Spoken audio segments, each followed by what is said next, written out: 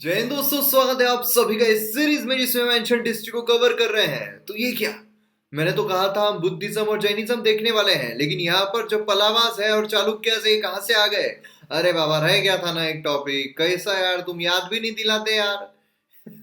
Basically ये वाला जो टॉपिक है पलावास और चालुक्यास, ये मैं मेडिवल हिस्ट्री में कवर करने वाला था, और इसका जो आर्ट एंड कल्चर का पार्ट, क्योंकि इसमें आर्ट एंड कल्चर का काफी ज्यादा पार्ट है, तो ये मैं आर्ट एंड कल्चर में कवर करने वाला था।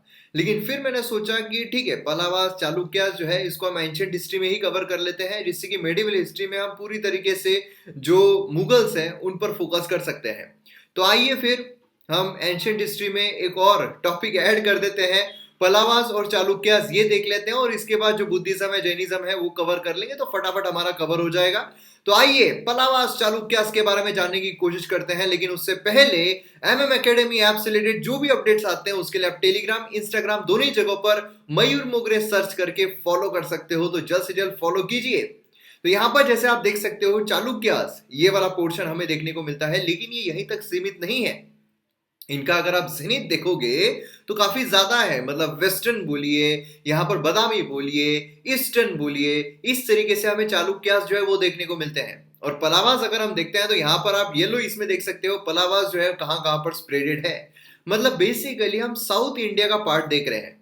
अब देखिए, यहाँ पर मैं डिस्क्लेमर बोलिए, वार्निंग बोलिए, जो कुछ भी बोलिए, यहाँ पर मैं आपको बताना चाहता हूँ कि ये जो पलावास एंड चालुक्यास है, सबसे ज्यादा फैक्चुअल इंफॉर्मेशन आपको यहां पर याद रखनी है, और खासकर जो नदन साइड से बिलोंग करते हैं उनके लिए थोड़ा याद रखना मुश्किल इसलिए होगा क्योंकि सदर्न साइड में जो नाम है वो थोड़े कॉम्प्लिकेटेड होते हैं प्रोनाउंस करने के लिए भी और याद रखने के लिए भी। और इसीलिए आपको यहाँ पर जितना ज्यादा हो सके उतना ज्यादा रिवीजन इस चैप्टर का करना है, इस टॉपिक का करना है। तो ये आप ध्यान में रखिए, क्योंकि जितना भी हम देख रहे हैं ये सभी फैक्चुअल इंफॉर्मेशन आपको देखने को मिलेगी। जी हाँ, फैक्चुअल इंफॉर्मेशन, इसमें आपको लिंकिंग, इसमें आपको स्टोरी, हाँ, सीधा फैक्ट्स है, फैक्ट्स आपको याद रखने हैं, सीधा एग्जाम में उठाकर क्वेश्चन पूछा जा सकता है। सही है, चलिए। तो यहाँ पर सबसे पहले हम पलावास के बारे में देखेंगे। तो यहाँ पर आप जो येलो इसमें देख रहे हो ये पलावास है, इनके बारे में पहले देखेंगे और फिर उसके बाद चालुक्यास जो है उनके बारे में देखेंगे। इसी लेक्चर में दोनों ही कवर होने वाले हैं, ठीक है। अब पलावास, सबसे पहले तो हमें थोड़ा बैकग्राउंड में जाना पड़ेगा। हमने लास्ट लेक्चर छोड़ा कहां पर था, संगम एज पर छोड़ा था। तो जो संगम एज है उसका डिक्लाइन होने के बाद तमिल कंट्री जो कालाभ्रा रूल है वो 250 साल तक हमें देखने को मिलता है, और फिर उसके बाद पलावास जो है वो अपना किंगडम स्टैब्लिश करते हैं, जहां पर कैपिटल जो है वो कंचीपुरम हमें देखने को मिलती है। यहाँ पर आप देख सकते हो, या तो कांचीपुरम बोलिए या कंचीपुरम बोलिए। देखिए, थोड़ा प्रोनाउंसिएशन जो है वो अलग हो सकता है, लेकिन फिर भी आपको स्पेलिंग के साथ ये चीजें याद रखनी है, एग्जाम में सीधा क्वेश्चन आपको आ सकता है, ठीक है। तो यहाँ पर कांचीपुरम बोलिए, कंचीपुरम बोलिए, यहाँ पर जो कैपिटल है वो सेट कर दी जाती है, और इनका जो रूल है वो कंटिन्यूड रहता है जब तक टोडे मल्लदम जो है ये कैप्चर किया जाता है, एनेक्स किया जाता है इंपेरियल छोलास के द्वारा। तो ये चीज आपको ध्यान में रखनी है। अब ओरिजिन की जब हम बात करते हैं पलावास की, ये ओरिजिन कहां से हुआ था, ये लोग कौन है, कहां से आए हैं, है ना। तो अगर हम पलावास की बात करते हैं तो अलग अलग थियोरीज इसकी हमें देखने को मिलती है। स्पेसिफिक थियोरी अभी तक पता नहीं है, अलग अलग थियोरीज देखने को मिलती है। पहली थियोरी अगर हम देखते हैं, अकॉर्डिंग टू वन स्कूल, यहाँ पर जो ब्रांच है ऑफ पार्थियंस, ये कौन है, ये ब्रांच है पार्थियंस के। याद कीजिए पार्थियंस, देखिए एंशिएंट हिस्ट्री भूलना नहीं है, नहीं तो आगे का याद कर रहे हैं पीछे का सपाट हो रहा है। हाँ, वैसा नहीं करना है, पीछे का याद कीजिए। पार्थियंस जो है वो ये है, ऐसा यहाँ पर बोला गया, एक स्कूल जो है ऐसा बोलता है, एक थियोरी ऐसी निकलती है, लेकिन कोई भी एविडेंस जो है वो नहीं मिले हैं for the migration of the Parthians into the south. अब साउथ में जो पार्थियंस है उनका माइग्रेशन देखने को ही नहीं मिला है, तो फिर ये तो साउथ में है, तो कहां से पार्थियंस हो गए, है ना। दूसरा अगर हम देखते हैं तो वो बोलते हैं जो पलावास है ब्रांच ऑफ ब्राह्मण रॉयल डायनेस्टी है, ठीक है, किसके, वटाकाटास के, ऑफ डेक्कन, ठीक है, ये एक देखने को मिलते हैं, लेकिन कोई भी डायरेक्ट एविडेंस जो है इसका भी हमें देखने को नहीं मिला है। और तीसरा अगर हम देखते हैं तो वो ये बोलते हैं कि इंडिजीनियस लोग है, मतलब यहीं के लोग है, इंडिजीनियस डायनेस्टी है, ये कोई ऐसा नहीं है कि कहीं और से आई हुई है, नदन साइड से आई हुई है या फिर वेस्टर्न साइड से आई हुई है। हाँ, ये कहीं से नहीं आया है, यहीं के इंडिजीनियस है, ठीक है। इंडिजीनियस नागास जो है इन्हें बोला गया, और ये ज्यादातर माना जाता है, ये ज्यादा थियोरी जो है एक्सेप्ट की जाती है, रैदर देन ये जो हमने पहले की दो थियोरीज देखी है। क्लियर है? तो अब ओरिजिन कहां से हुआ था पलावास का, ये आपको समझ में आ गया है। चलिए आगे बढ़ते हैं। अब इसमें जब हम किंग्स देखते हैं, कौन कौन से राजा थे, देखिए राजा कई राजा थे, आपको सभी राजा याद रखने की जरूरत नहीं है। हालांकि हम यहाँ पर सभी राजाओं का थोड़ा थोड़ा जो हिस्सा है, जो उन्होंने काम किए हैं उसके बारे में देखने वाले हैं, लेकिन फिर भी आपको सभी याद रखने की जरूरत नहीं है। याद क्या क्या रखना है मैं आपको बताऊंगा। तो यहाँ पर सबसे पहले हमें देखने को मिलते हैं सिंह विष्णु। ठीक है, अब यहाँ पर आपको एक कोड याद रखना है, राजा कौन से इसका था ये याद रखने के लिए कोड याद रखना है, वो है वर्मन। वो क्या है? वर्मन। थोड़ा मतलब थोड़ा याद रखने के लिए कोड याद कर लीजिए। अब देखिए यहाँ पर पहला अगर हम छोड़ते हैं सिंह विष्णु, ये अगर छोड़ देते हैं, बाकी सबके एंड में वर्मन हमें दिखाई देता है। ये हो गया हमारा सिंह विष्णु। उसके बाद हमें महेंद्र वर्मन जो है वो देखने को मिलता है, महेंद्र वर्मन वन। फिर उसके बाद नरसिम्हा वर्मन वन देखने को मिलता है। उसके बाद महेंद्र वर्मन टू आता है। फिर उसके बाद परमेश्वर वर्मन यहाँ पर वन आता है। और फिर उसके बाद नरसिम्हा वर्मन यहाँ पर टू देखने को मिलता है। तो इस तरीके से आपको राजा देखने को मिलते हैं। इतनी है क्या? नहीं, और है, और आ रहे हैं दो। ये देखिए जो परमेश्वर वर्मन टू है वो भी देखने को मिलते हैं, और नंदी वर्मन टू यहाँ पर इस तरीके से हमें जो राजा है ये देखने को मिलता है। जो फोटो यहाँ पर यूज किए गए हैं उसी राजा के हैं ऐसा नहीं है, यहाँ पर सिर्फ फोटो आपको थोड़ा प्रैक्टिकलिटी से याद रहे इसके लिए लाए गए हैं। तो इतने राजा आपको याद रखने हैं। कई बार सीक्वेंस भी पूछा जाता है राजाओं का, ठीक है, तो ये भी आप याद रखिएगा। एक एक राजा के बारे में थोड़ी थोड़ी इंफॉर्मेशन देख लेते हैं कि क्या क्या उसने किया है। तो सबसे पहले जो स्टार्ट है वो हमें सिंह विष्णु से देखने को मिलता है, यहाँ पर वर्मन नहीं है। 560 to 90, यहाँ पर आप देख सकते हो कि इसे कंसिडर किया जाता है फर्स्ट इंपॉर्टेंट पलावा रूलर। क्या है? फर्स्ट इंपॉर्टेंट पलावा रूलर इसे कंसिडर किया जाता है। पलावा जो है ये जो समुद्रगुप्त था, समुद्रगुप्त याद है ना, जो हमने गुप्ता एम्पायर देखा था, समुद्रगुप्त वहां से हमें जो पलावास है वो एग्जिस्ट होते हुए देखने को मिल रहे हैं। समुद्रगुप्त का इन्वेजन हुआ था साउथ इंडिया में, ठीक है। और इसने यहाँ पर क्या किया, जो टेरिटरी है ऑफ द छोलास, इसको क्रेडिट दिया जाता है टेरिटरी जो है छोलास की उसको कैप्चर करने की, और humiliating his other southern neighbours including Ceylon. तो यहाँ पर ह्यूमिलिएशन जो है वो भी किया था। इसने यहाँ पर जो वैष्णविज्म है उसको यहाँ पर फॉलो किया था। देखिए क्या होता है, कभी कभार आपको राजा ने, पर्टिकुलर राजा ने कौन सा रिलीजन फॉलो किया था, शैविज्म या वैष्णविज्म क्या फॉलो किया था, ये भी आपको कभी कभार पूछा जाता है, ठीक है। तो ये एविडेंसेस के तहत हमें देखने को मिलता है। नेक्स्ट यहाँ पर महेंद्र वर्मन अगर हम देखते हैं फर्स्ट, तो इसके रीजन में लॉन्ग आउट स्ट्रगल जो है पलावास और चालुक्यास के बीच में। देखिए पलावास चालुक्यास आजू बाजू में हमने देखे थे ना, इनके बीच में लड़ाई जो है वो हमें देखते रहने को मिलती है।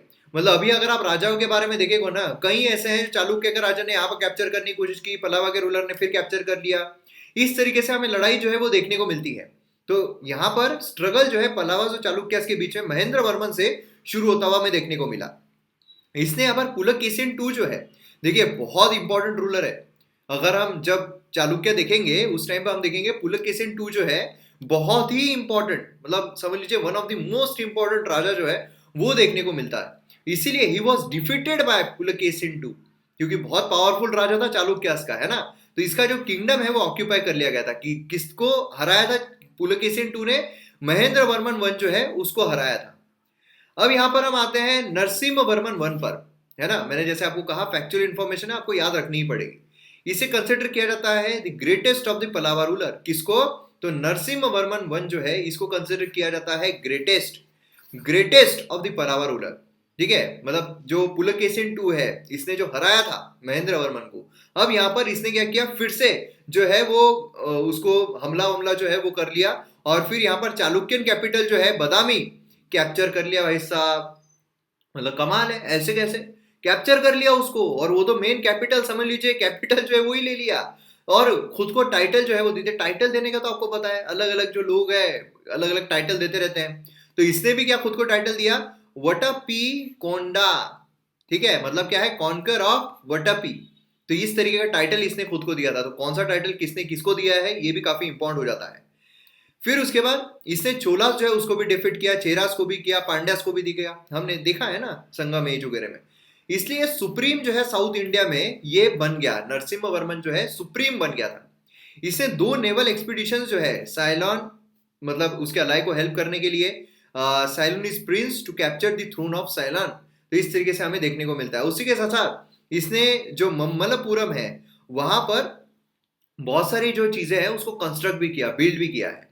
और उसी के साथ साथ अनदर सिग्निफिकेंट जो चीज हमें इसके रीजन में देखने को मिलती है, इसके कार्यकाल में देखने को मिलती है, वो है यून संग जो है कांची में विजिट किया था। तो ये भी चीज बहुत इंपॉर्टेंट है एग्जाम परस्पेक्टिव से। फिर महेंद्र वर्मन टू हमें देखने को मिलता है। इसका काफी शॉर्ट स्पैन रहा है, ठीक है। और since he was killed by Chalukya king, जो विक्रमादित्य वन है, हम देखेंगे जो पुलकेशिन टू है उसका बच्चा था विक्रमादित्य वन, इसके द्वारा इसकी हत्या जो है वो कर दी जाती है, ठीक है। यहाँ पर आप देख सकते हो जो पिछला वाला हमने देखा था, यहाँ पर जो नरसिम्हा वर्मन देखा था ये काफी पावरफुल था, इसने यहाँ पर देखिए सीधा कैपिटल वैपिटल जो है वो ले लिया था चालुक्य की। अब नेक्स्ट यहाँ पर आता है परमेश्वर वर्मन, ठीक है, वन। यहाँ पर हमें देखने को मिलता है इसने यहाँ पर क्या किया है, face the invading force of Vikramaditya one. यहाँ पर जो हमने देखा था ना विक्रमादित्य वन जो सन था पुलकेशिन टू का, इसका भी इन्वेजन, मतलब देखिए चालुक्यास और जो पलावास है झगड़े जो है वो कंटिन्यू चलते रह रहे हैं, है ना। फाइनली सक्सीड हुआ in the defeating driving them back after repeated efforts. यहाँ पर भैया वापिस चलो चलो चलो निकलो। फिर नरसिम्हा वर्मन टू जो है वो हमें देखने को मिलता है, इसका जो रूल है marked by peace and prosperity. यहाँ पर क्या हुआ इसके इसमें पीस एंड प्रॉस्पेरिटी जो है वो हमें देखने को मिली। लिटरेरी एक्टिविटीज जो है वो काफी ज्यादा हमें देखने को मिली। कंस्ट्रक्शन जो है लार्ज एंड ब्यूटीफुल टेम्पल्स, यहाँ पर आप देख सकते हो जो टेम्पल्स है उसका हमें देखने को मिला। खासकर उसमें आता है शोर टेम्पल जो ममल्लपुरम में हमें देखने को मिलता है। तो चलिए एक बार मैप में भी जो शोर टेम्पल है उस पर नजर डाल लेते हैं और देखते हैं किस तरीके का देखने को मिलता है। तो ये हमारी खूबसूरत धरती, यहाँ पर अगर हम थोड़ा जूम करते हैं तो हमें क्या देखने को मिलता है, हमें यहाँ पर देखने को मिलता है भारत। और अगर हम साउथ में जाते हैं तो यहाँ पर हमें तमिलनाडु जो है ये देखने को मिलता है। और यहाँ पर अगर हम आते हैं तो यहाँ पर आप देख सकते हो ये शोर टेम्पल आपको देखने को मिलेगा। तो और थोड़ा जूम करते हैं और थोड़ा जूम करते हैं और थोड़ा जूम करते हैं, इस तरीके से आप देख सकते हो कितने खूबसूरत लोकेशन पर, है ना, कितना खूबसूरत लोकेशन है। आप जरा देखिए कितना खूबसूरत लोकेशन है, मतलब सचमुच अद्भुत है, अद्भुत। यहाँ पर आपको शोर टेम्पल जो है वो देखने को मिलता है। तो आप यहाँ पर देखिए और थोड़ा यहाँ पर हम चले ही जाते हैं यार, यहाँ पर आप देखिए किस तरीके का जो टेम्पल है वो नज़ारा देखने को मिल रहा है। तो बेसिकली यहाँ पर आप देखिए किस तरीके का नज़ारा जो है ये देखने को मिल रहा है। तो ये शोर टेम्पल बेसिकली हमें देखने को मिलता है, काफी फेमस है, काफी खूबसूरत है। और इतना ही नहीं, तो इसने जो एम्बेसीज है चाइना में वो भी यहाँ पर भेजा था, जिससे कि जो मेरीटाइम ट्रेड है वो यहाँ पर फ्लरिश हो रहा था इसके रीजन में। तो यहाँ पर आप देख सकते हो नरसिम्हा वर्मन टू जो है भी काफी इंपॉर्टेंट है। फिर आते हैं परमेश्वर वर्मन टू, ठीक है, सेकेंड हमें देखने को मिलता है। पलावा किंगडम जो है फिर से यहाँ पर डेफिट और ह्यूमिलिएशन जो है फेस करना पड़ा इसके कार्यकाल में। चालुक्य का विक्रमादित्य टू जो है उसने यहाँ पर पलावा कैपिटल पर ही अटैक कर दिया। अब कैपिटल पर अटैक करने के बाद क्या हुआ कि ह्यूमिलिएटिंग ट्रीटी जो है वो वहां पर हमें देखने को मिली। पलावा रूलर फिर से यहाँ पर रिटेलिएट करने की कोशिश कर रहे थे, लेकिन फिर होता क्या है, उनकी डेथ हो जाती है। He was killed by Ganga ally of the Chalukyas, ठीक है, उसकी डिफीट जो है वो यहाँ पर हो जाती है। चालुक्यास जो है खत्म, ठीक है। अब उसके बाद हमें लास्ट मतलब नंदी वर्मन टू जो है ये देखने को मिलता है। अब देखिए क्या होता है कि यहाँ पर चालुक्य का विक्रमादित्य टू जो है ये पूरा कैप्चर कर लेता है। नंदी जो है खुद को स्ट्रेंथन करता है और फिर जो चालुक्य आलय है उसको डिफीट कर देता है। लेकिन यहाँ पर जो पांड्यास है उससे उसको डिफीट मिलती है। मतलब समझिए क्या हो रहा है कि यहाँ पर जो विक्रमादित्य है जो कि चालुक्य वाला है ना, ये क्या हो रहा है, इसने यहाँ पर पूरा कैप्चर कर लिया था, पूरा का पूरा अपने हाथ में ले लिया था। फिर नंदी क्या करता है, नंदी इसको डिफीट कर देता है। लेकिन इसको डिफीट कौन करता है, पांड्या जो है वो इसको डिफीट कर देता है। और फिर यहाँ पर पूरा जो कॉन्सेंट्रेशन है वो डोमेस्टिक मैटर पर आ जाता है, ठीक है। ये जो है वर्शिपर रहता है, वर्शिपर था ये विष्णु का, और उसी के साथ साथ काफी कुछ सीखने की इसकी जिज्ञासा थी। इसके रीजन में सेवरल ओल्ड टेम्पल जो है उनको रिनोवेट जो है वो भी किया गया। तो ये भी चीज काफी इंपॉर्टेंट है, सीधा प्रीलिम्स में आ सकता है। सक्सेसर जो है नंदी वर्मन टू का ये दंती वर्मन था, नंदी वर्मन थ्री था, पतुंगा था और उसी के साथ साथ अपराजिता था। लेकिन क्या है कि जैसे जैसे आगे आगे जा रहे थे सक्सेसर जो है वो इतने जबरदस्त थे नहीं। इसके वजह से क्या हुआ कि वो धीरे धीरे ढलान पर चला गया। लास्ट नेल जो है कॉफिन का वो ड्रीम हुआ था by Aditya Chola by defeating Aparajita Pallava towards the end of 9th century AD, ठीक है। अब पलावा चीफ जो है वो यहाँ पर मतलब 13th सेंचुरी एडी तक एज अ फ्यूडेटरी वहां पर हमें देखने को मिल रहे थे। फ्यूडेटरी मतलब सबऑर्डिनेट समझ लीजिए, उसके सबऑर्डिनेट है एज अ वो वहां पर देखने को मिल रहे थे, ठीक है। तो ये चीज आपको ध्यान में रखना है राजाओं के बारे में। अब एडमिनिस्ट्रेशन वहां का किस तरीके का था, एडमिनिस्ट्रेशन जब हम देखते हैं तो वहां पर किंग जो है वो सेंट्रल अथॉरिटी हमें देखने को मिलती है। अब सेंट्रल अथॉरिटी है और जो उनका पूरा साम्राज्य था वो अलग अलग कोटम में डिवाइडेड था। अभी जैसे हमारा डिस्ट्रिक्ट स्टेट बोलिए उसमें जैसे डिवाइडेड है, वहां पर कोटम जो उसमें डिवाइडेड था और इसकी रखवाली करने के लिए एक इंसान रहता था। इसका पूरा एडमिनिस्ट्रेशन देखने के लिए एक इंसान रहता था, ऑफिसर रहता था, जो अपॉइंट किया जाता था राजा के द्वारा। तो ये राजा जो है वही उसको अपॉइंट करता था। अब जब हम राजा की बात करते हैं, किंग जो है वो फाउंटेन ऑफ जस्टिस था, मतलब यहाँ पर न्याय कौन देगा, न्याय यहाँ पर जस्टिस जो है वो राजा के द्वारा दिया जाएगा। इस तरीके की चीजें हमें यहाँ पर एडमिनिस्ट्रेशन में देखने को मिल रही थी। क्लियर है? अब एडमिनिस्ट्रेशन में और थोड़ा हम डीप जाते हैं तो राजा जो है वेल ट्रेंड आर्मी मेंटेन किया करता था। कभी भी धोखा होता था, आपने देखा है ना, कभी भी आ रहा है, मार रहा है, जा रहा है, कैप्चर कर रहा है, तो वेल ट्रेंड आर्मी हमें देखने को मिल रही थी। किंग जो है प्रोवाइडेड था लैंड ग्रांट से टू टेम्पल नोन एज देवदान। देवदान भगवान को दान, तो इस तरीके से क्या है, प्रोवाइडेड लैंड ग्रांट जो है ये यहाँ पर देता था टेम्पल्स को। उसी के साथ ब्राह्मण्स को भी, जिसे ब्रह्मदेय जो है ये कहा जाता था।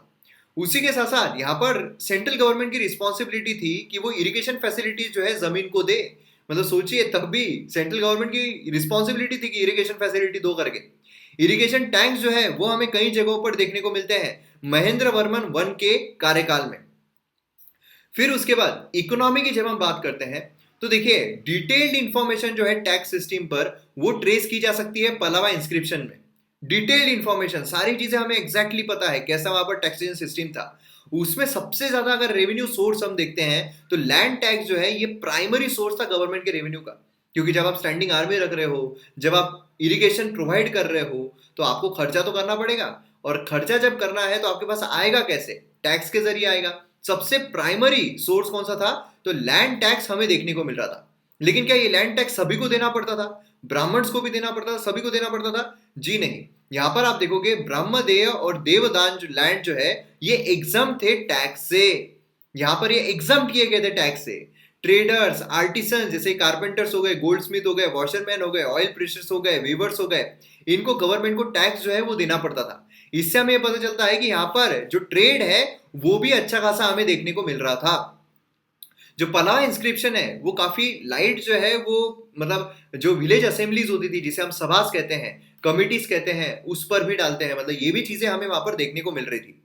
जो विलेज लैंड है उसके सभी रिकॉर्ड जो है वो भी मेंटेन किए जाते थे। ठीक है, ये भी मतलब सभी चीजें हैं वो मैनेज प्रॉपर तरीके से की जाती थी। तो ये हमें एडमिनिस्ट्रेशन इकोनॉमी देखने को मिलती है।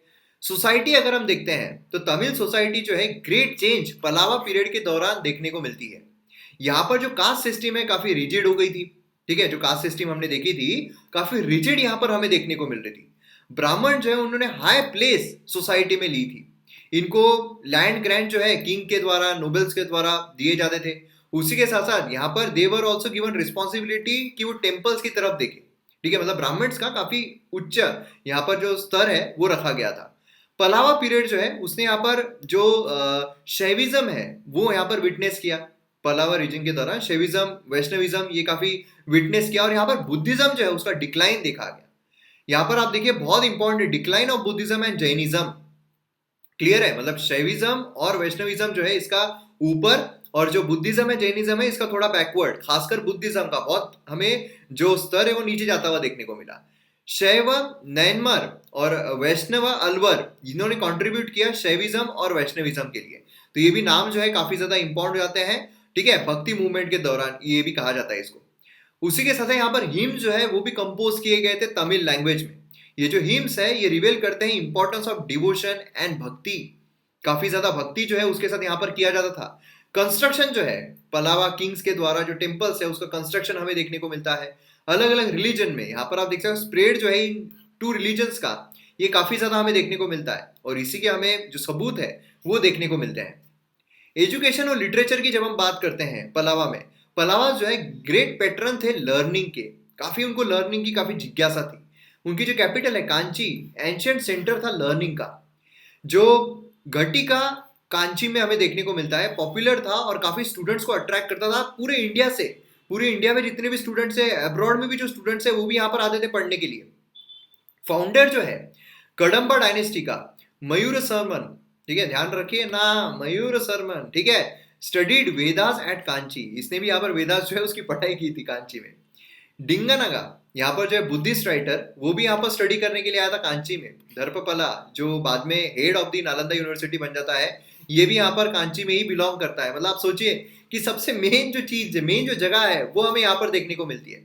और देखिए यहाँ पर जो डायनेस्टी भी है ना, इसको भी हम 3 भागों में डिवाइड कर सकते हैं, अर्ली, मिडल और लेटर। पहला अगर हम देखते हैं तो प्रकृत लैंग्वेज जो है वो हमें खासकर देखने को मिलती है स्टार्टिंग में। फिर सेकेंड फेज अगर हम देखते हैं तो वहां पर हमें संस्कृत जो है ज्यादा उठी हुई देखने को मिलती है। और फिर उसके बाद संस्कृत और जो तमिल सदर्न लैंग्वेज है वो वहां पर हमें उठती हुई देखने को मिलती है। अब यहाँ पर देखिए जो भारावी है, ग्रेट संस्कृत स्कॉलर जो शिंब विष्णु के टाइम पे हमें देखने को मिलते हैं। दंडीन जो संस्कृत राइटर है वो भी यहाँ पर हमें नरसिम्हा वर्मन 2 के दौरान देखने को मिलते हैं। तो देखिए हमने देखा हुआ है ना कि कोर्ट में हमें कौन बड़े व्यक्ति देखने को मिलते हैं, या फिर जो भारावी है वो किसके कार्यकाल में हमें देखने को मिलते हैं, किसके कोर्ट में देखने को मिलते हैं। ऐसे क्वेश्चंस भी आपको कई बार आते हैं। तो जैसा मैंने आपको कहा था फैक्चुअल इंफॉर्मेशन है, याद रखना, इन सभी के नाम बहुत इंपॉर्टेंट है। महेंद्र वर्मन वन जो है इसने कंपोज किया है संस्कृत प्ले, जिसका नाम जो है काफी लंबा है। आप प्रोनाउंस आपको करना बहुत जरूरी है। ठीक है, क्या है, धीरे धीरे प्रोनाउंस करते हैं। सबसे पहले तो मट्टा, ठीक है, मट्टा, उसके बाद विलस्सा, फिर उसके बाद प्रमसनम। ठीक है, मट्टा विलासा प्रमसनम, इस तरीके से आप याद रख सकते हो। फिर तमिल लिटरेचर जो है, देखिए जो भी बड़ी चीजें होती है ना, बड़े वर्ड्स होते हैं, उसको अगर आप टुकड़ों में कर दो कैसे भी, फिर आप प्रोनाउंसिएशन जो है उसका गलत भी अगर होता है, लेकिन आपको जो स्पेलिंग है वो तो याद रहेगी। स्पेलिंग इंपॉर्टेंट है। ठीक है, तमिल लिटरेचर जो है उसने यहाँ पर डेवलप किया गया, और जो नैनमर है, अलवर्स है, कंपोज किए गए रिलीजियस हिम्स इन तमिल। तो ये भी हमें तमिल में रिलीजियस हिम्स जो है वो किए हुए देखने को मिलते हैं। तो ये कुछ एजुकेशन लिटरेचर का पार्ट हमें देखने को मिलता है जो बहुत इंपॉर्टेंट है। सीधे फैक्चुअल क्वेश्चन इस पर आ सकते हैं। उसी के साथ साथ देवरम कंपोज्ड बाय नयनमर। ठीक है, और उसी के साथ साथ यहाँ पर आप देख सकते हो नालाया रेड्डी वय प्रबदम। ठीक है, कंपोज बाय अलवर, ये रिप्रेजेंट करता है रिलीजियस लिटरेचर को पलावा पीरियड के। तो ये भी काफी इंपॉर्टेंट है। पेरून द वेरेनार, ये पेट्रोनाइज किया गया बाय नंदी वर्मन 2 के द्वारा। ठीक है, जो ट्रांसलेटेड है महाभारता एज भरत वेनबा इन तमिल। तो ये भी काफी इंपॉर्टेंट है। देखिए जो भी मैं यहाँ पर बता रहा हूं आपको, ये पॉइंट्स बहुत इंपॉर्टेंट है, आपको सीधे के सीधे याद रखने हैं। मैं आपको बता रहा हूँ एंशिएंट हिस्ट्री में एक्सेल करना है। अगर आपको एंशिएंट हिस्ट्री में अगर आपको 20 क्वेश्चन आ रहे हैं या 10 क्वेश्चन आ रहे हैं, 10 में से 10 आपको हासिल करने हैं, तो ये नाम आपको याद रखने बहुत जरूरी है पूरे एंशिएंट हिस्ट्री में। नंदी कलम्बगम, ये जो है ये अनदर इंपॉर्टेंट वर्क है। Author of his work is not known, author का नाम नहीं पता है। फिर रिलीजन अगर हम देखते हैं तो पलावास जो है काफी ऑर्थोडॉक्स ब्राह्मणिकल हिंदूज हमें देखने को मिलते हैं। जैसा हमने देखा था ब्राह्मण्स का जो स्तर है काफी ऊंचा हो गया था, काफी ऊपर हो गया था। ऑर्थोडॉक्स सोसाइटी हमें देखने को मिल रही थी। ठीक है, और ये जो मेडिवल एजेस है, जैसा मैंने आपको कहा कि बेसिकली पलावा ये सब जो है ये हम मेडिवल इसमें देखते थे, लेकिन ठीक है यहाँ पर ग्रेट रिफॉर्मेशन जो है ऑफ द मेडिवल एजेस। उसी के साथ most of the Pallava king जो है डिवोटी थे शिवा के। ठीक है, एक्सेप्शन जो है वो हमें सिंब विष्णु देखने को मिलते हैं, नंदी वर्मन देखने को मिलते हैं जिन्होंने विष्णु को वर्शिप किया था। तो ये जो है ये भी काफी इंपॉर्टेंट पॉइंट हमें देखने को मिलता है। मतलब मोस्ट ऑफ दी जो है, ऐसे आपको सीधा स्टेटमेंट आ सकता है most of the Pallava Kings were devotee of Vishnu, गलत रहेगा, शिवा के थे। ठीक है, महेंद्र वर्मन वन जो है ये फर्स्ट थे जिन्होंने फेमस जो सेवाइट सन्स है ऑफ द एजेस इन्फ्लुएंस थे। ठीक है, उसी के साथ बिसाइड वर्शिपिंग शिवा, उन्होंने यहाँ पर जो काफी सारे हिंदू गॉड्स है उनका भी यहाँ पर रिवरेंस जो है वो यहाँ पर दिया था। पलावास जो है टॉलरेंट थे टुवर्ड्स अदर रिलीजन ऑल्सो। ऐसा नहीं कि यहाँ पर जो शिविज्म है, वैष्णविज्म है, यही रहेगा, बाकी कोई नहीं, बाकी कोई पालेगा ही नहीं। हाँ, ये काफी टॉलरेंट थे। बुद्धिज्म बोलिए, जैनिज्म बोलिए, उसके लिए भी काफी टॉलरेंट थे। ठीक है, ये भी काफी इंपॉर्टेंट चीज हमें देखने को मिलती है।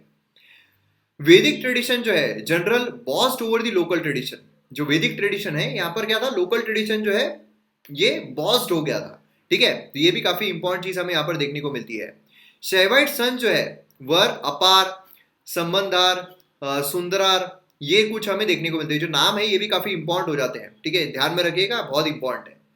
आर्ट एंड आर्किटेक्चर अगर हम देखते हैं तो most of the art and architecture हम आर्ट एंड कल्चर में देखने वाले हैं। यहाँ पर अगर मैं आपको शॉर्ट में बताऊं, पलावास जो है इन्होंने इंट्रोड्यूस किया excavating temples from the rocks. Rock में से टेम्पल है उसको एक्सकेवेट कर देना। पीछे हम यहाँ पर देख सकते हो ये भी वहीं का है ना। इनफैक्ट द्रविडियन स्टाइल जो है, देखिए सदर्न स्टाइल में हमें द्रविडियन स्टाइल जो है वो देखने को मिलती है। ये जो आर्किटेक्चर है पलावा रूल में ही शुरू हुआ था।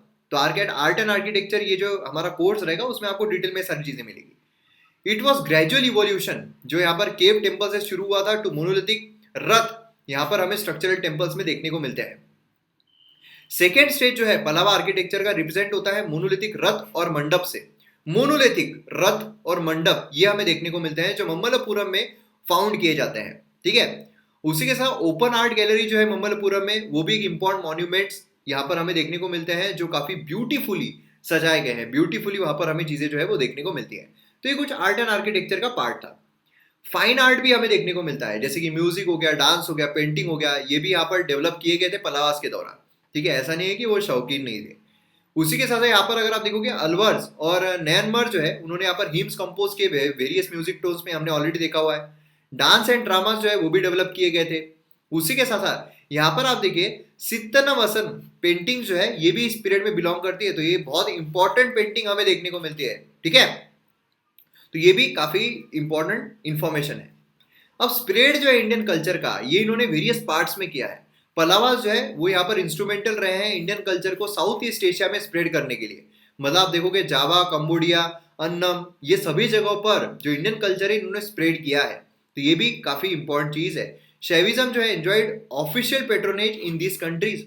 यहाँ पर आप देख सकते हो कितना इंपॉर्टेंट है ये, ठीक है। तो ये हमने पलावास के बारे में देख लिया, तो अब आपको पलावास समझ में आ गया, आपको ये भी समझ में आया काफी फैक्चुअल इंफॉर्मेशन है और आपको याद करना है। इसके लिए आपको लेक्चर खत्म होने के बाद रिवाइज जो है बार बार करते रहना है ना। बुद्धिज्म जो है वो भी आपको इसी तरीके से फैक्चुअल चीज जो है वो दिखाई देगा। नेक्स्ट हम आते हैं चालुक्यास पर, वो इतना बड़ा नहीं है, शॉर्ट में हम देख लेंगे। राजा इसमें काफी ज्यादा है, ठीक है, तो याद कर पाओ तो बहुत अच्छा है, नहीं तो फिर रट्टा मारो, है ना। चालुक्यास बेसिकली यहाँ पर हमें देखने को मिल रहे हैं, लेकिन ये वेस्टर्न और उसी के साथ साथ ईस्टर्न इस तरीके से हमें देखने को मिलते हैं। तो आइए इनके बारे में थोड़ा देख लेते हैं। ओरिजिन अगर हम देखते हैं चालुक्यास का, क्योंकि कंटिन्यूसली फाइट में थे चालुक्यास और पल्लवास, कंटिन्यूसली फाइट में थे। आपको एक राजा तो पता ही चल गया होगा, पुलकेशिन II, है ना, याद ही हो गया होगा। शुरुआत वन ने की थी, ठीक है, उसके बाद धीरे धीरे पुलकेशिन II आता है, फिर वो सारी प्रॉब्लम्स खड़ी होती है। अकॉर्डिंग टू बिल्हाना, बिल्हाना अगर हम देखते हैं जो ऑथर है विलवन कच्चत्रित्ता का, ठीक है, और उसके साथ कोर्ट पोएट जो है of one of the Kayani Chalukyan ruler, उनका जो ओरिजिनल होम है ऑफ चालुक्यास ये अयोध्या है ऐसा बोला जाता है। इसमें भी जैसे हमने जो पलावास है उनकी अलग अलग थियरीज देखी थी, यहाँ पर भी थियरीज है कि अयोध्या जो है वो उनका ओरिजिनल होम है, या फिर जो अयोध्यन है उनके एंसेस्ट्रल होम हमें देखने को मिलता है। जो चालुक्य यहाँ पर आए हुए हैं एंसेस्ट्रल होम इनका अयोध्या में देखने को मिलता है, ऐसा यहाँ पर हमें बहुत सारी जगहों पर देखने को मिला। और फिर कुछ ऐसा भी बोलते हैं कि चालुक्यन जो है रिलेटेड है गुर्जर से, मतलब कोई भी डायरेक्ट एविडेंसेस जो है इस ओपिनियन का मिला नहीं है, लेकिन फिर भी ऐसा बोलते हैं। चालुक्यंस थर्ड ओपिनियन के हिसाब से ये भी लोकल थे, लोकल कनरे सब लोग थे, ऐसा यहाँ पर बोला जाता है, ठीक है, ब्राह्मणिकल इन्फ्लुएंस में काम कर रहे थे। मतलब सेम वही जो पलावास का हुआ लास्ट में लोकल है, इसी तरीके से यहाँ पर भी लोकल है, ऐसा यहाँ पर देखने को मिला। अब यहाँ पर आप देख सकते हो अलग अलग है, मतलब जैसे हमने पलावास का देखा था एक जगह पर है, यहाँ पर आप देखिए ये वेस्टर्न चालुक्य का हमें देखने को मिलता है, वेस्टर्न चालुक्य। यहाँ पर आप देखिए ये ईस्टर्न चालुक्य जो है ये हमें देखने को मिलता है, ईस्टर्न चालुक्य, है ना। और यहाँ पर भी चालुक्य जो है वो हमें देखने को मिल रहा है, क्योंकि क्या है अलग अलग जगहों पर इन्होंने कब्जे जो है वो जमाए थे। तो अगर हम देखते हैं 3 डिस्टिंक्ट रिलेटेड चालुक्य डायनेस्टी जो है वो यहाँ पर हमें देखने को मिलती है। एक है बदामी चालुक्यस जो सीधा यहाँ पर हमें देखने को मिलती है। अर्लियर चालुक्यस कैपिटल जो उनकी बदामी हमें देखने को मिलती थी वटापी, इससे तो इसको जब कैप्चर कर लिया था उस राजा ने, पल्लवा राजा, याद कीजिए कौन सा राजा था, याद आ रहा है कि नहीं, उसने खुद को जो वॉरियर है खुद को पदवी दे दी थी, है ना, कर्नाटका का। Ruled from mid 6th the decline after date of greatest king Pulakeshin II। जो मैंने आपको कहा हर जगह किसने किया है कैप्चर, पुलकेशिन II, है ना, इसने यहाँ पर कैप्चर किए हैं। तो इसके बाद डिक्लाइन जो है वो हमें देखने को मिला। ईस्टर्न चालुक्य अगर हम देखते हैं तो इमर्ज हुआ पुलकेशिन II के डेथ के बाद, क्योंकि क्या होता है एक बड़ा साम्राज्य उसके बाद छोटा छोटा होता है। तो यहाँ पर ईस्टर्न चालुक्य अगर हम देखते हैं ईस्टर्न पोर्शन का पुलकेशिन II के डेथ के बाद शुरू हुआ। ईस्टर्न डेक्कन में कैपिटल जो है वेंगी हमें देखने को मिलती है, ठीक है, वेंगी। और उसी के साथ साथ वेस्टर्न चालुक्य अगर हम देखते हैं तो बदामी चालुक्य के ही डिसेंडेंट थे, ठीक है, ये इमर्ज हुए लेट 10th सेंचुरी में। इन्होंने रूल किया कल्याणी से, ठीक है। तो कई आपने जो वर्ड्स है ये पलावा में भी देखे हुए हैं, ठीक है। अब यहाँ पर एडमिनिस्ट्रेशन अगर हम देखते हैं तो इसमें हमें देखने को मिलता है सबसे पहले शुरुआत की थी पुलकेशिन I ने, ये 1 है, ठीक है, सबसे पावरफुल था 2। 1 जो है 543 to 566, फाउंडर है डायनेस्टी का। इसने मेजर हिंदू टेम्पल जो है आईहोल में ये यहाँ पर बिल्डअप किए हैं, बदामी में और अलग अलग रीजन्स में। इसे रेफर किया जाता है एज सत्यश्रा, ठीक है, वल्लभ, और उसी के साथ धर्म महाराजा इंस्क्रिप्शंस में जो इंस्क्रिप्शन देखने को मिल रहे हैं। फिर उसके बाद कीर्तिवर्मन वन आता है 566 597। इसने यहाँ पर न्यूली फाउंड चालुक्य किंगडम जो है ये यहाँ पर कंसोलिडेट कर दिया, ठीक है। फिर उसके बाद मंगल शाह देखने को मिलता है, इसने रूल किया as heir to the throne. इसने यहाँ पर टाइटल जो है खुद को खतरनाक ही टाइटल यहाँ पर दे दिया था, ठीक है। इसने क्या टाइटल दिया था, उरुरना परकपेक्षा, ठीक है, एक्सावेट किया था वैष्णव टेम्पल बदामी में, ठीक है, ये देखने को मिलता है। फिर आता है सबसे खतरनाक वाला Pulakeshin II। Pulakeshin II most important और मोस्ट पावरफुल जो रूलर है डायनेस्टी का, वो हमें देखने को मिलता है। आईहोल इंस्क्रिप्शन इशू किए गए हैं बाय हिम, ये पूरी डिटेल्स देते हैं इसके बारे में। अब इसने जो कदम्बस है, ठीक है, बनवासी में गंगेस्ट ऑफ मैसूर, इसने यहाँ पर उनके साथ लड़ाई की और फिर जो सीजर है ये यहाँ पर पूरा का पूरा कर दिया। उसी के साथ साथ जो दूरविनीता है गंगा रूलर, इन्होंने यहाँ पर ओवरलॉर्डशिप जो है इसकी वो यहाँ पर एक्सेप्ट कर ली। इवन डॉटर जो है उसके साथ उसकी शादी भी करवा दी, ठीक है, जो मतलब अलग अलग जो छोटे छोटे राजवाड़े थे। अनदर नोटेबल अचीवमेंट अगर हम देखें तो हर्षवर्धन जो है was defeat of Harshvardhan Narmada river पर। हर्षवर्धन याद कीजिए, याद आ रहा है नहीं, हर्षवर्धन डिफीट, भैया याद करो यार, खतरनाक चीज, मतलब ये सबसे पावरफुल चीज इसकी हमें देखने को मिलती है, ठीक है। और उसका मतलब अगर आप देखोगे तो उसका ये था कि पूरे पूरे तरफ कॉन्क्वेयर करना है हमको, है ना। और उसी के साथ साथ यहाँ पर आप देखोगे तो पुलकेशिन II जो है काफी पलावास के दौरान भी काफी ज्यादा इमर्ज हुआ था, विक्ट्रियस की जीत गया था वो, है ना। फिर उसके बाद चालुक्य कैपिटल वटपी जो है ये कैप्चर कर ली गई थी, डिस्ट्रॉय की गई थी बाय दी पलावास, है ना। इससे तो पलावा जो राजा है, याद कीजिए वो राजा का नाम क्या था, याद कीजिए, नरसिम्हा था क्या, याद कीजिए, नहीं याद कीजिए क्या था, फटाफट याद करो, ठीक है। मोस्ट इंपॉर्टेंट इवेंट जो है इसके पुलकेशिन II में वो था ह्यून संग जो है उसका विजिट, क्लियर है। और देखिए जो डिस्क्रिप्शन यहाँ पर दिए हुए हैं ना, चाइनीज पिलग्रिम जो किंगडम है पुलकेशिन II का, उसके मतलब काफी यूजफुल है कि हम उससे निकाल सकते हैं कि भैया उनकी सोशल इकोनॉमिक कंडीशन कैसी होगी। तो देखिए ये जो चीजें होती है इसके रिगार्डिंग बहुत ज्यादा इंपॉर्टेंट है ना। जैसे आपने देखा है नरसिम्हा वर्मन जो है उसने जैसे डिफीट किया था, जिसकी वजह से उसने खुद को टाइटल दिया था, है ना, कॉन्क्वेयर जो हमें देखने को मिलता है।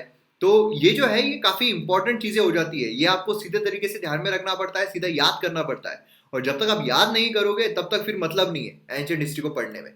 एडमिनिस्ट्रेशन अगर हम देखते हैं तो एडमिनिस्ट्रेशन में सेंट्रल गवर्नमेंट जो है चालुक्यास के अंडर में थी और बदामी, ये यहाँ पर पूरा का पूरा कंट्रोल जो है विलेज एडमिनिस्ट्रेशन पर रख रहे थे, ठीक है। और उसी के साथ मेन डिफरेंस अगर हम देखते हैं चालुक्यन एडमिनिस्ट्रेशन में और बाकी जो साउथ इंडियन रूलर्स थे जैसे कि पलावास हो गए, जो छोलास है वो हो गए, उनका अगर हम डिफरेंस देखते हैं तो साउथ इंडियन रूलर जो है उन्होंने ज्यादा ऑटोनॉमी जो है विलेज एडमिनिस्ट्रेशन को वो दी थी। यहाँ पर अगर आप देखोगे तो काफी सेंट्रलाइज जो है वो हमें देखने को मिल रहा था, ठीक है।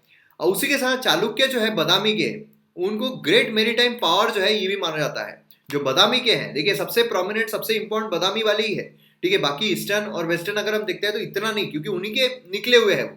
तब पुलकेशिन II था तब तक तो भैया एक ही बदामी वाला, है ना। पुलकेशिन II जो है विथ 100 शिप उसने यहाँ पर कैप्चर कर लिया था हॉस्टिलिटी कंट्री, ठीक है। तो आप समझ लीजिए हॉस्टाइल कंट्रीज जो उसको भी कैप्चर कर लिया था। ये पुलकेशिन II खतरनाक ही था, 100 शिप्स के साथ चला गया था। आर्मी जो है चालुक्यास की, उसमें स्मॉल स्टैंडिंग आर्मी जो है वो हमें देखने को मिलती है, मेनली फ्यूडल जो सब्सिडरी है, जो सब्सिडेंस है वो हमें यहाँ पर देखने को मिल रहे हैं। आर्मी ऑफिसर जो है सिविल एडमिनिस्ट्रेशन का इस्तेमाल कर रहे थे जब भी इमरजेंसी कुछ आती थी। रिलीजन अगर हम देखते हैं, बदामी चालुक्य जो है ब्राह्मणिकल हिंदूज थे, लेकिन दूसरे फेथ को भी रिस्पेक्ट किया करते थे। पुलकेशिन I जो है जो फाउंडर है डायनेस्टी का, उसने यहाँ पर अश्वमेध सैक्रिफाइस जो है ये भी यहाँ पर किया था। Apart from orthodox from brahmanism, Puranic religion जो है ये भी यहाँ पर काफी ज्यादा पॉपुलर हमें चालुक्यास में देखने को मिल रहा था। उसी के साथ ह्यूनसंग जो है उसके अकाउंट से हमें पता चलता है कि बुद्धिज्म जो है वो डिक्लाइनिंग ट्रेंड पर था वेस्टर्न डेक्कन में। तो ये चीज काफी इंपॉर्टेंट है, जैनिज्म से भी ज्यादा बुद्धिज्म जो है वो डिक्लाइनिंग पर था। आर्ट एंड आर्किटेक्चर अगर हम देखते हैं तो इन्होंने केव टेम्पल जो है जो रिलीजन और सेक्युलर थीम दोनों यहाँ पर डिपिक्ट करते हैं ऐसा देखने को मिल रहा था। टेम्पल जो है ब्यूटीफुल म्यूरल पेंटिंग जो है, ये म्यूरल पेंटिंग क्या होता है, ये सारी चीजें आर्ट एंड कल्चर में हम देखेंगे। टेम्पल जो है चालुक्यास के अंडर में गुड एग्जांपल है वसारा स्टाइल ऑफ आर्किटेक्चर का। देखिए वसारा स्टाइल जो है कॉम्बिनेशन है द्रविड़ और नगर। नगर अगर हम देखते हैं तो ऊपर का नदर साइड का देखने को मिलता है, द्रविड़ अगर हम देखते हैं तो सदर स्टाइल का देखने को मिलता है, और दोनों का मिक्सचर अगर हम देखते हैं तो ये है वसारा स्टाइल। ठीक है, आईहोल टेम्पल अगर हम देखते हैं, लेडी खान टेम्पल, सूर्य टेम्पल, दुर्गा टेम्पल, ये सब देखने को मिलते हैं। बादामी टेम्पल्स वो हमें देखने को मिलते हैं। जो पत्तदकल टेम्पल्स है, well known for rock cut temples, जो पत्तदकल टेम्पल्स है रॉक कट टेम्पल्स के लिए काफी फेमस है, और यूनेस्को वर्ल्ड हेरिटेज साइट भी है। ठीक है, 10 टेम्पल्स हमें यहाँ पर देखने को मिलते हैं, 4 नगर स्टाइल के, 6 द्रविडियन स्टाइल के हैं। इसमें हमें विरूपक्ष टेम्पल, उसी के साथ साथ संगमेश्वर टेम्पल, ये द्रविडियन स्टाइल के देखने को मिलते हैं। तो यहाँ पर आप देख सकते हो किस तरीके की स्टाइल जो है टेम्पल्स की वो हमें देखने को मिलती थी। तो आइए एक बार फटाफट जितने भी राजा थे, राजा मैं इसलिए लास्ट में ले रहा हूं क्योंकि काफी सारे राजा हमें देखने को मिलते हैं, मतलब बादामी वाले भी है, ईस्टर्न वाले भी है, वेस्टर्न वाले भी है। सभी राजाओं पर एक बार शॉर्ट में नजर डाल लेते हैं, जिससे कि आपको पता रहे कौन से राजा ने क्या क्या किया था। अगर एग्जाम में पूछा जाता है तो आप इजीली उसका जवाब दे पाओ, उसके बाद हमारा ये चैप्टर जो है वो खत्म हो जाएगा। चलिए राजा देखते हैं। हाँ, तो यहाँ पर आप देख सकते हो पुलकेशिन वन जो है 543-566 फाउंडर है डायनेस्टी का। इसने बहुत सारे हिंदू टेम्पल जो है वो यहाँ पर बनाए हुए हैं, है ना। फिर उसके बाद नेक्स्ट अगर हम देखते हैं तो कीर्तिवर्मन हमें देखने को मिलता है। फिर कीर्तिवर्मन जो है इसने काफी जो चालुक्य किंगडम है सब्जुगेशन के थ्रू, ये सारे हमें देखने को मिले। फिर उसके बाद मंगलेशा हमें देखने को मिलता है। फिर उसके बाद पुलकेशिन टू जो सबसे इंपॉर्टेंट है, इसका अगर हम देखते हैं तो यहाँ पर आप देख सकते हो फर्स्ट रूलर है साउथ इंडिया का जिसने गोल्ड कॉइनेज इशू किए थे। काफी इंपॉर्टेंट स्टेटमेंट होता है। चाइल्डहुड नेम जो है इसका एरिया हमें देखने को मिलता है। ठीक है, फिर इसने खुद को टाइटल जो है परमेश्वरा, चालुक्य परमेश्वरा, ऐसा भी खुद को टाइटल दिया था। फिर विक्रमादित्य वन हमें देखने को मिलता है। वन आ रहा है विक्रमादित्य, इसका भी नाम हमने सुना था ना पलावा में। तो यहाँ पर वन अगर हम देखते हैं, इसने यहाँ पर जो किंगडम है, ठीक है, वटापी को इसने कैपिटल जो है वो बना लिया था। फिर उसके बाद विनयादित्य अगर हम देखते हैं तो इसमें जनरल पीस एंड हार्मोनी जो है वो हमें देखने को मिल रही थी। फिर विजयादित्य अगर हम देखते हैं तो ये मार्क करता है as a general peace and harmony. इससे नंबर ऑफ टेम्पल जो है यहाँ पर बिल्ड किए थे। अगर आप चाहो तो आप ये लिख भी सकते हो, अगर नहीं भी लिखते हो तो कोई बात नहीं, आप बार बार इसको अगर रिवाइज करते रहोगे तो काफी अच्छा रहेगा। फिर विक्रमादित्य टू हमें देखने को मिलता है। ये काफी फेमस विरूपक्ष टेम्पल जो है वो यहाँ पर बिल्ड किया गया था इसके कार्यकाल के दौरान। फिर कीर्तिवर्मन टू अगर हम देखते हैं तो वेल नोन एज रहप्पा। तो आपको ये भी पूछा सकता है रहप्पा किसको कहते हैं। कीर्तिवर्मन टू जो है उसको यहाँ पर किया जाता है। ये लास्ट किंग था बादामी डायनेस्टी का, जो बादामी जो सेंट्रल वाली हमें देखने को मिल रही है। फिर अगर हम ईस्टर्न चालुक्य देखते हैं जो ईस्टर्न साइड का है, उसमें हमें कुब्जा देखने को मिलता है। ये ब्रदर है पुलकेशिन टू जो है उसका। ठीक है, इसे अपॉइंट किया गया था वॉइस रॉय पुलकेशिन टू के द्वारा, लेकिन फिर उसके बाद क्या हुआ, इंडिपेंडेंट किंगडम अपना ले लिया उसने, क्योंकि पुलकेशिन टू के बाद हमें ईस्टर्न वाला देखने को मिलता है, और इस तरीके से ईस्टर्न वाला जो है वो सीधा आ जाता है।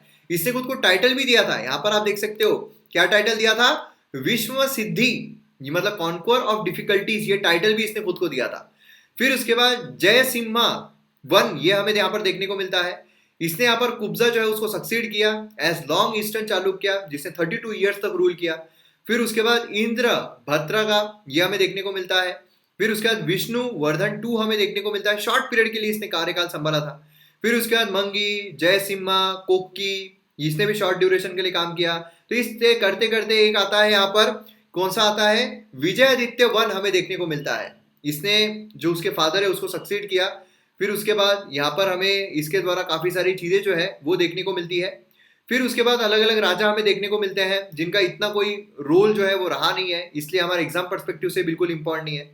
फिर उसके बाद लास्ट यहाँ पर हमें राजा राजा नरेंद्र जो है ये देखने को मिलता है। ये फेमस है सोशल और कल्चरल हेरिटेज के लिए। ठीक है, ये सोशल और कल्चरल हेरिटेज के लिए काफी ज्यादा फेमस है।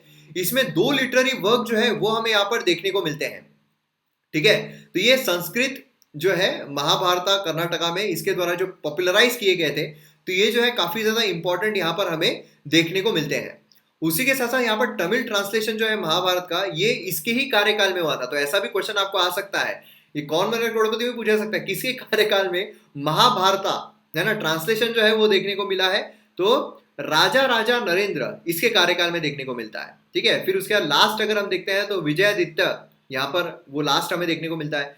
फिर वेस्टर्न का अगर हम देखते हैं तो तैलप्पा ये है, यहाँ पर आप देख सकते हो कौन कौन सी चीजें उसने कही थी। फिर उसके बाद यहाँ पर अगर आप देखोगे तो सत्यस्त्र ये यहाँ पर देखने को मिलता है हमें। इसमें भी काफी ज्यादा, ये देखिए आप, इसने पेट्रोलेज किया है great Kannada poet Ranna, one of the 3 gem जो है वो हमें यहाँ पर देखने को मिलता है। तो रन जो है ये किसके इसमें था, तो यहाँ पर आप देख सकते हो सत्य श्रेया, इसके कार्यकाल में हमें देखने को मिलता था। तो ये काफी इंपॉर्टेंट रहते हैं। आपको जो जेम्स है कई बार कालिदास कौन से इसके जेम में, ये भी ऐसे क्वेश्चन आते हैं ना आपको, है ना। उसी के साथ अभी विक्रमादित्य 5 हमें देखने को मिलता है, फिर जय सिम्हा 2 हमें देखने को मिलता है। इस तरीके से अगर आप देखोगे विक्रमादित्य 6 भी हमें देखने को मिलता है। इसमें आप देखोगे अगर विक्रमादित्य 6 अगर हम देखते हैं, इसके रीजन में एबोलिशन जो है साका एरा का, ये हमें देखने को मिलता है। और चालुक्य विक्रमा एरा जो है इसकी शुरुआत यहाँ पर देखने को मिलती है। तो ये भी काफी इंपॉर्टेंट चीज है।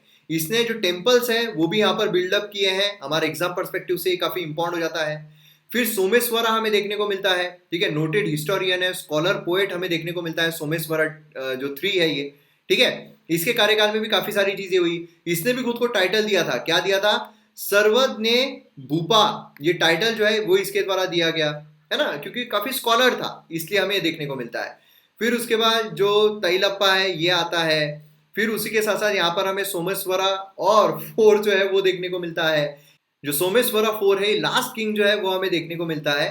इसने काफी चीजों को कैप्चर भी किया ब्रीफली, लेकिन जो अपनी फ्यूडिटरीज को प्रिवेंट करने के लिए सक्षम नहीं रहा, इसलिए फिर यहाँ पर क्या हुआ, खत्म हो गया, ठीक है। तो इस तरीके से हमें राजा जो है वो देखने को मिलते हैं। यहाँ पर हमारा जो पलावास है और चालुक्यास है वो खत्म होता है। मैं उम्मीद करता हूँ कि आपको समझ में आ गया होगा। ज्यादातर मैं जानता हूँ कि इतने सारे नाम आपको यहाँ पर याद रखने हैं, इतनी सारी चीजें आपको यहाँ पर याद रखनी है, लेकिन अगर आप अच्छी तरीके से याद रखोगे तो अपने आप याद हो जाएगा। एक दो बार लेक्चर को फिर से देखिए, जिससे कि आपको पूरी जो एक स्टोरी लाइनअप है वो यहाँ पर बिल्डअप हो जाए। तो अब हमारा बुद्धिज्म जैनिज्म बचता है। बुद्धिज्म जैनिज्म को मैं डिटेल में कवर करने वाला हूँ, इसलिए हो सकता है कि बुद्धिज्म एक ही लेक्चर में कवर ना हो, उसके लिए हमें 2 लेक्चर जो है वो भी लेने पड़ सकते हैं बुद्धिज्म के लिए। And same goes for Jainism also, क्योंकि वहां पर आर्ट एंड कल्चर बोलिए और एंशियंट हिस्ट्री बोलिए, सभी पर्सपेक्टिव से बुद्धिज्म जैनिज्म को मैं कवर करने वाला हूँ। और अच्छा ही है यार, जितना डीप में जितना डिटेल में हम कवर करेंगे उतने ही अच्छे तरीके से हम जो एग्जाम में कैसे भी अगर क्वेश्चन पूछे जाए तो हम जवाब दे पाएंगे। तो इसलिए सारी चीजें मैं वहां पर कवर करने वाला हूँ। तो मिलते हैं अगले वीडियो में। जय हिंद।